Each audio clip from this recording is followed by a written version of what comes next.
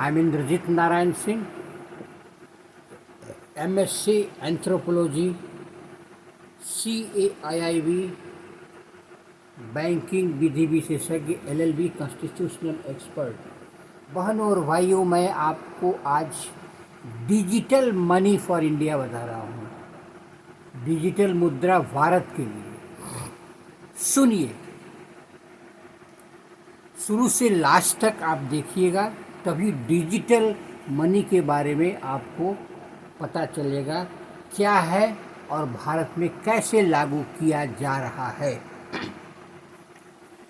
भारतीय reserve bank उन मौद्रिक अधिकारों, मॉनिटरी मेजर में शामिल होना चाहता है जो मुद्रा के इतिहास में एक संभावित बदलाव की अगुवाई कर रहे हैं। दुनिया भर के केंद्रीय बैंक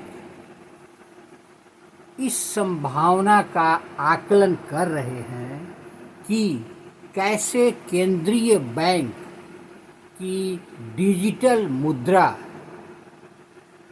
CBDC की शुरुआत की जा सकती है। केंद्रीय वित्त मंत्री निर्मला सीतारमण ने फरवरी 2022 के बजट में यह घोषणा की थी कि डिजिटल रुपया चालू वित्त वर्ष में प्रस्तुत किया जाएगा। विभिन्न केंद्रीय बैंकों द्वारा डिजिटल मुद्रा की संभावना तलाशे जाने के पीछे अलग वजह है। यथा अमेरिका और जापान जैसे कुछ देश नकदी पर अत्यधिक निर्भरता को कम करना चाहते हैं।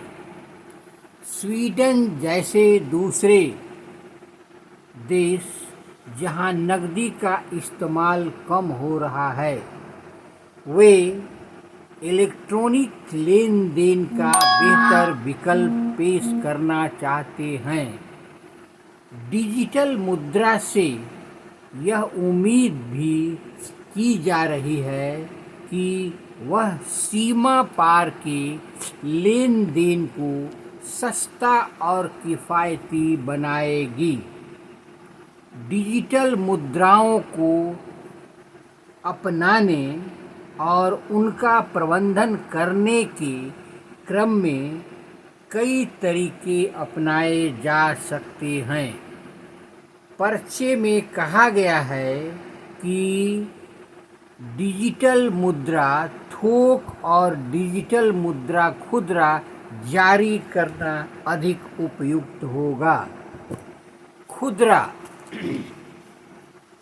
डिजिटल मुद्रा की मदद से जहां सुरक्षित भुगतान किया जा सकेगा, वहीं थोक डिजिटल मुद्रा की सहायता से वित्तीय क्षेत्र के निपटान को अधिक किफ़ायती अंदाज में दिया जा सकेगा।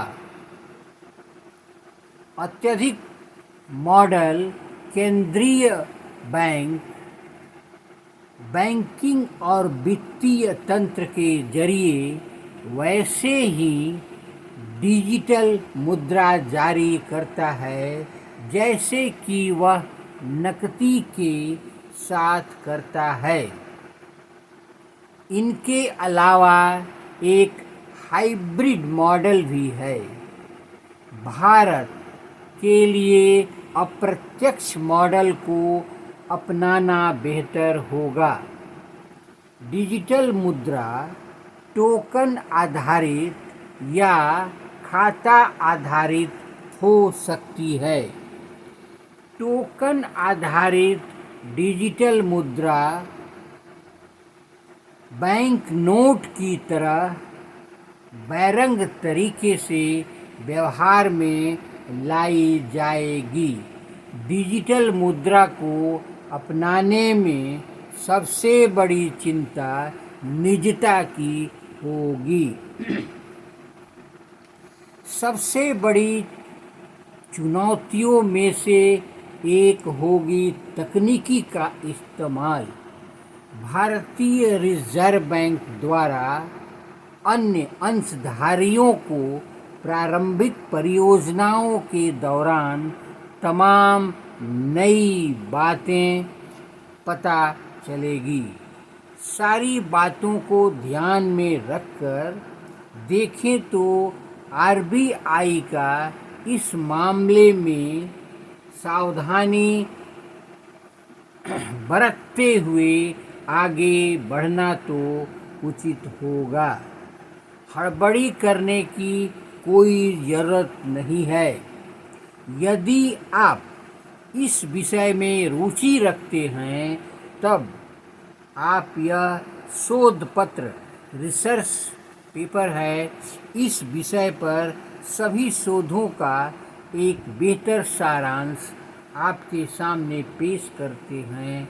आर्थिक परिणामों पर संस्कृति के प्रभाव। धन्यवाद। मेरे चैनल को लाइक करें, सब्सक्राइब करें, बेल आइकन दबाएं। इसके लिए आपको बहुत बहुत धन्यवाद, क्योंकि मैं भारत के अर्थव्यवस्था पर अन्य वीडियो देने के लिए तैयार हूँ। धन्यवाद।